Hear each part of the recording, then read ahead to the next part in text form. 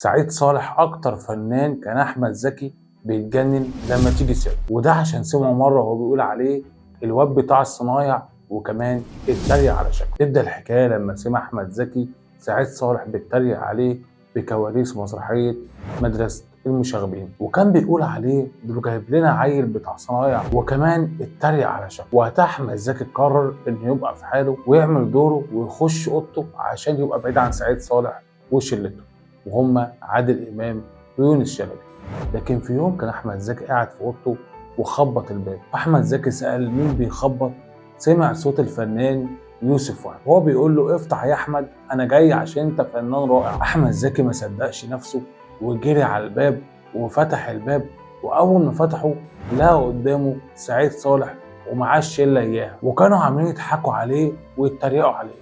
زكي وقتها صعبت عليه نفسه وبقى يدمع وقفل الباب تاني ودخل اوضته وما خرجش تاني. ومفيش كام يوم احمد زكي سمع الباب بيخبط تاني، والمره دي كان صوت عبد الحليم حافظ، وكان بيقول له افتح يا فنان انا حليم. احمد زكي ما صدقش وغلط فيه وقال له انا مش هفتح يا حليم يا ابو زيد، يا ابني كذا وكذا. عبد الحليم حافظ لما سمع احمد زكي بيغلط فيه عمل حاجه محدش يتوقعها. لو وصلك الفيديو اعمل لايك وشير واكتب في التعليقات انا وصلك وساعد الفيديو في الانتشار. بيكمل حكايه كاتب احمد توفيق في كتابه احمد زكي 86 وبيقول ان حليم لما سمع احمد زكي بيغلط فيه ضحك وقال له افتح يا احمد انا حليم الحقيقي، افتح يا ابني عيب. وفعلا احمد زكي صدق المره دي ان ده عبد الحليم حافظ وجري عليه واخده في حضنه. وحليم المره دي طيب خاطره لما اشتكى له احمد زكي من مقالب سعيد صالح وشلته فيه، فقال له حليم انت يا احمد هيكون ليك مستقبل كبير.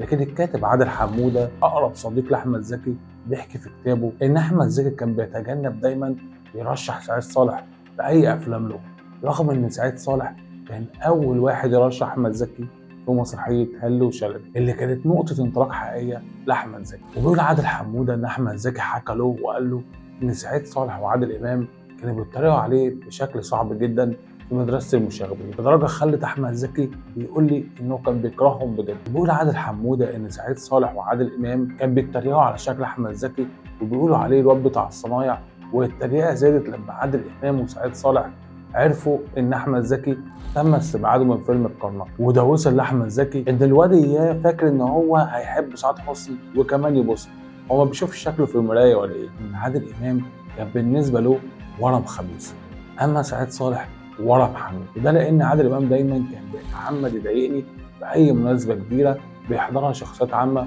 ونجوم. وبيقول عادل حموده ان احمد زكي حكى له ان في مره كان قاعد في حفله وكان قاعد جنب كمال الشاذلي، وده كان من اهم الشخصيات في البلد وقتها. وفجاه جه عادل امام وبص لاحمد زكي وقال له قوم يا احمد انا عايز كمال بيه في موضوع شخصي.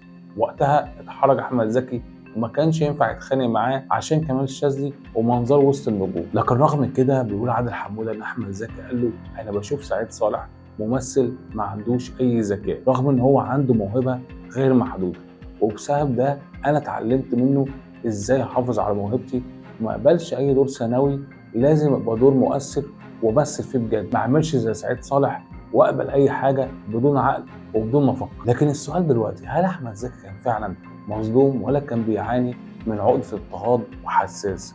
بيجاوب على السؤال ده الكاتب ابراهيم عيسى اللي كان من اقرب اصدقاء احمد زكي. وبيقول ابراهيم عيسى لما اتخانق معاه في فيلم السادات هاجم احمد زكي في الجرايد وقال ان احمد زكي مش الشخص المناسب عشان يبقى صديق اي حد. وكمان الفنان محمود حميده بيقول ان احمد زكي ممثل خاص من نوع نادر، لكنه انسان غريب جدا كان بيتعمد يقطع صلاته باي حد حواليه، وكان بيعشق الوحده، وده يرجع لنشأته كيتيم. وكمان تعامل احمد زكي الحاد احيانا ومزاجه المتقلب كان سبب في خلافاته مع فنانين كتير، وده اللي خلى احمد زكي ما يمثلش مع المخرج الكبير يوسف شاهين. والحكايه ان يوسف شاهين مره كلم احمد زكي وقال له انا بعت لك سيناريو فيلم المصير، وخلي بالك الفيلم ده هيبقى علامه في تاريخ السينما، وانت قدامك اختيارين، يا اما تختار دور الخليفه المنصور اللي عامله بعد كده محمود حميده، او دور ابن رشد اللي عامله بعد كده نور الشريف. احمد زكي فعلا قرا السيناريو وعجبه جدا وراح كلم يوسف شاهين اللي قال له اجرك كام يا احمد؟ فاحمد قال له انا اجري 600,000. فيوسف شاهين قال له لا ده اجر كبير جدا، انت هتاخد 300,000 وكفايه انك بتمثل مع يوسف شاهين. احمد زكي وقتها احتد عليه وغضب جدا وقال له وكفايه انك بتشتغل يا يوسف مع احمد زكي، وقفل السكه في وشه وضيع احمد زكي على نفسه فيلم مهم زي فيلم المصيف. واضطر يوسف شاهين وقتها انه يرشح نور الشريف ومحمود حميده ويستبعد احمد زكي. في نهايه الفيديو، هل انت شايف ان سعيد صالح كان غلطان لما هزر بالطريقه دي مع احمد زكي، ولا احمد زكي كان شخص حساس زياده عن اللزوم؟ شاركونا براكم في التعليقات، ولو عجبك الفيديو لايك وشير، وطبعا صفحتنا على فيسبوك وقناتنا على يوتيوب وقناتنا على تيك توك، وتابعوا المحتوى السياسي على قناه اليوتيوب.